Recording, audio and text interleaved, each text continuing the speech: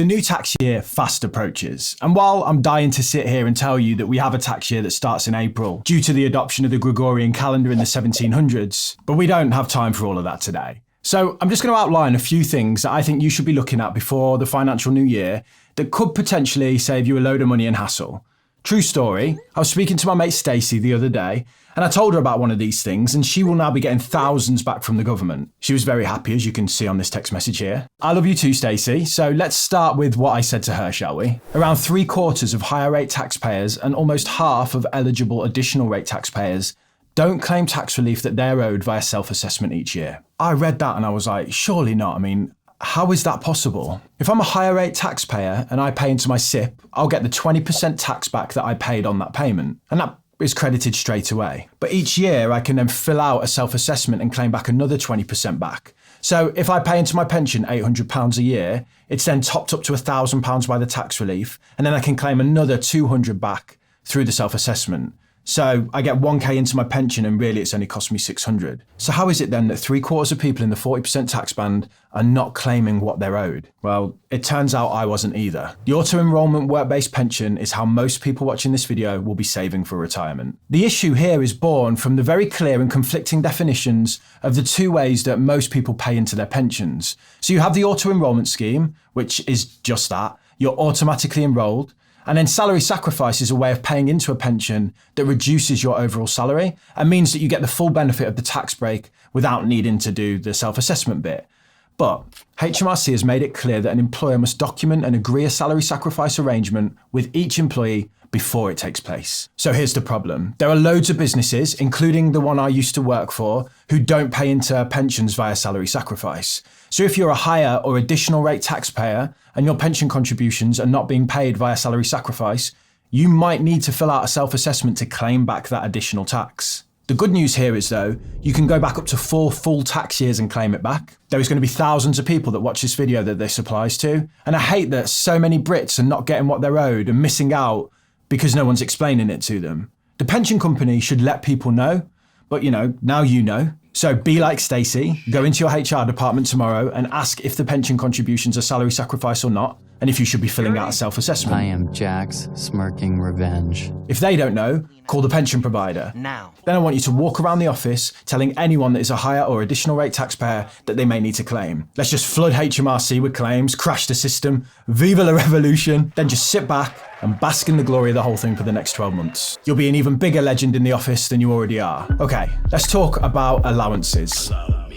The earliest examples of allowances that I could find within taxation were medieval guilds that allowed members certain tax exemptions for being part of the guild. My favourite guild has to be the United Company of Barber Surgeons, who would give you a short back and sides and also perform amputations.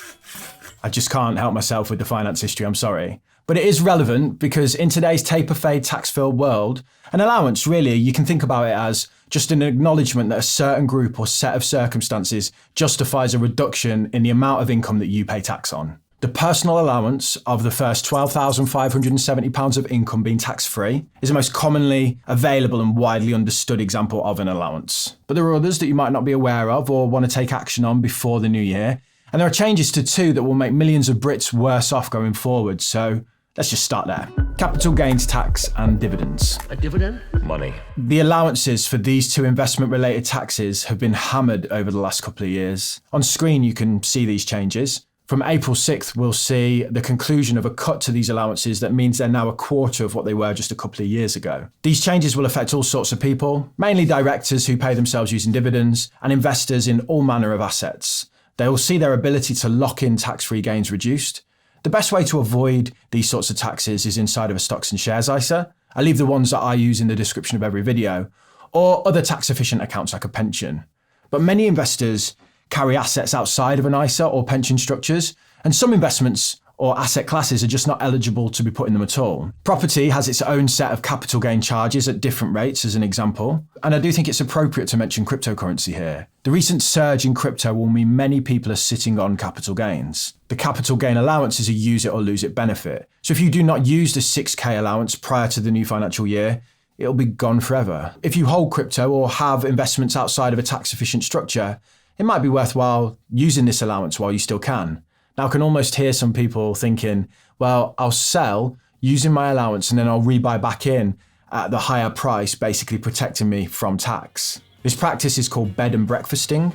It was common prior to 1998. You sleep on it and then you get involved again in the morning. I think that's kind of where the name comes from. But it's a pretty terrible name. I'll tell you what, actually, if someone can think of a better name for this practice, I'll give £50 to the top voted comment. So yeah, just leave them below. So with the bed and breakfasting rules, you need to wait 30 days before you can purchase back into the same investment and not fall foul of these rules. You could buy a different investment that represents a similar holding in a similar way. So you might sell Bitcoin and buy a MicroStrategy as an example. It's not investment advice. I'm not saying you should do that. I'm just giving an example that I know people will share in the comments. The main point here is, though, this capital gains and dividends allowances are going to halve, so it's worth considering if you are going to use those allowances now. The other major allowance to consider, of course, is your ISA allowance. So the reset that will happen on the 6th will be across all ISA products, so any that you hold personally and then any that your kids can have as well. Toby Newbat showed that a family of 4, 2 adults and 2 kids, has a total household allowance of $65,200 a year across the range of ISA products.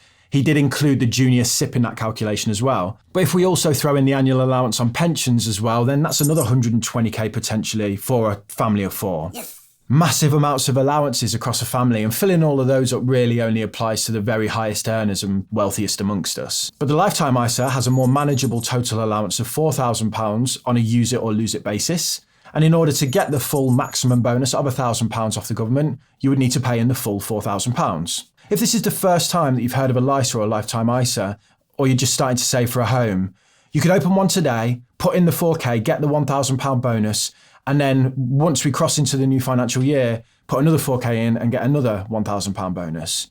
So it's worth considering and not delaying opening, say, a Lifetime ISA, or any ISA for that matter. You can still use the full allowance for the year right now if you wanted to. There are some other allowances as well that I thought were worth mentioning just because I think they're interesting. Over the coming decades, we're likely to see one of the biggest transfers of wealth ever, as the boomer generation looks at estate planning and starts to pass wealth to younger generations in an attempt to avoid inheritance taxes. Speaking of avoiding things, I've been trying to avoid losing my hair, and today's video sponsor Manual has been helping me do that. I've been a customer for months now. I'm terrible with dates, so honestly, I have no idea how long it's been, but I reckon it's about a year. But anyway, I've been impressed with the results overall.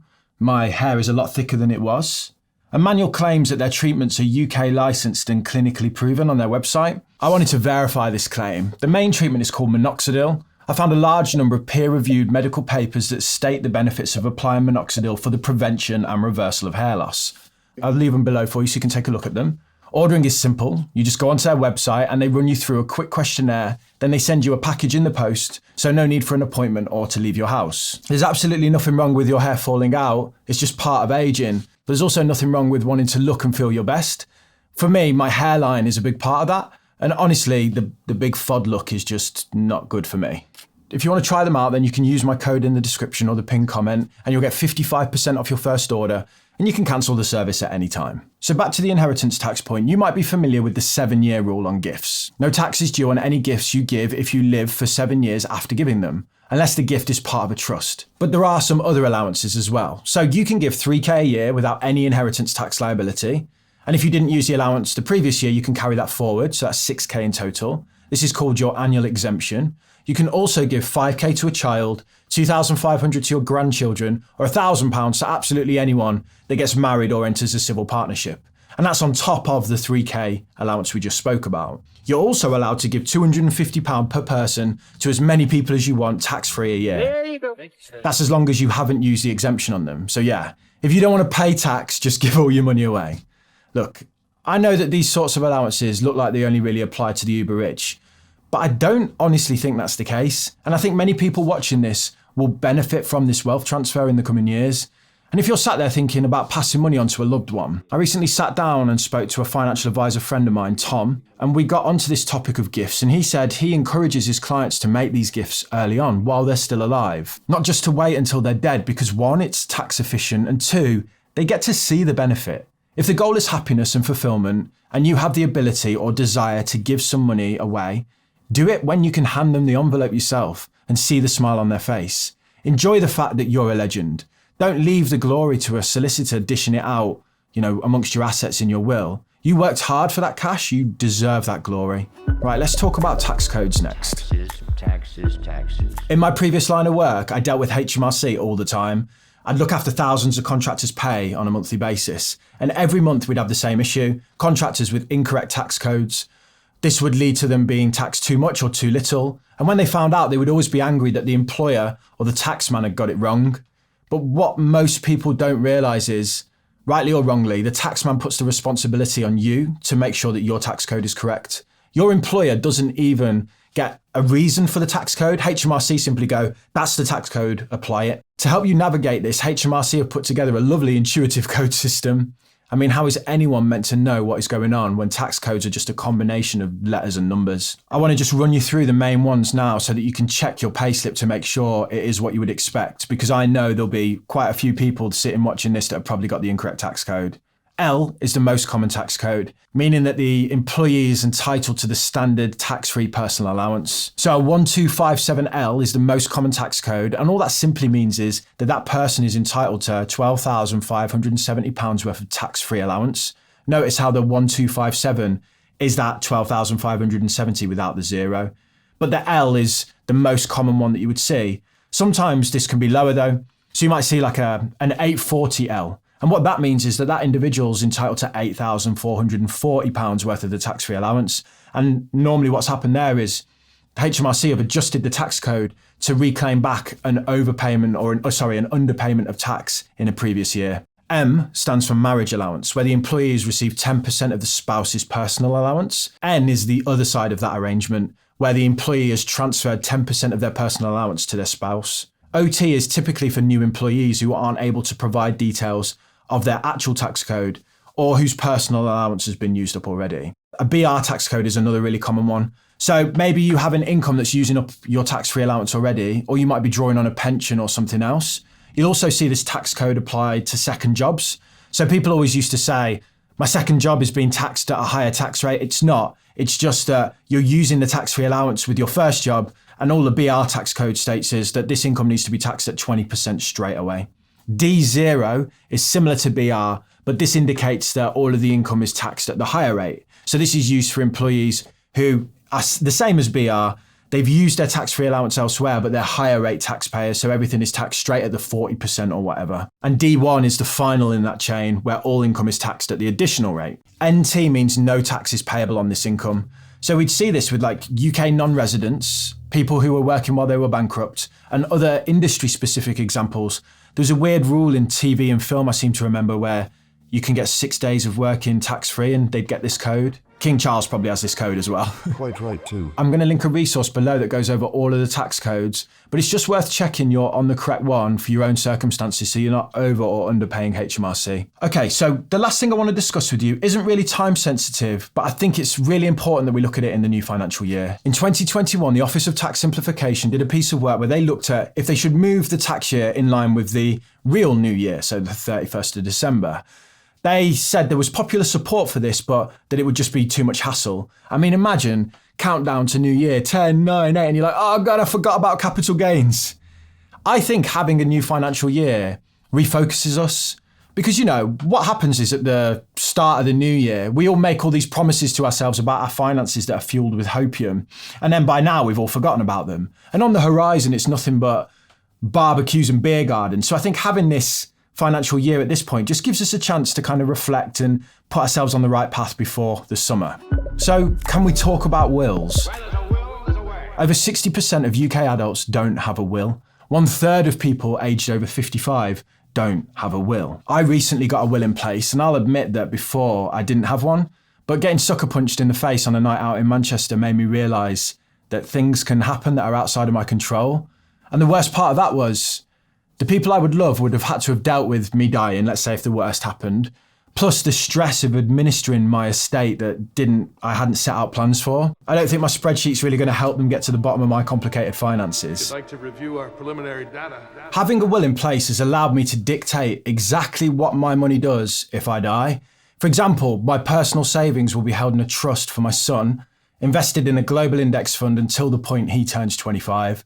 So try as he might to blow it on a 206 with a body kit or a boys' holiday in Ibiza, he can't because I said he can't.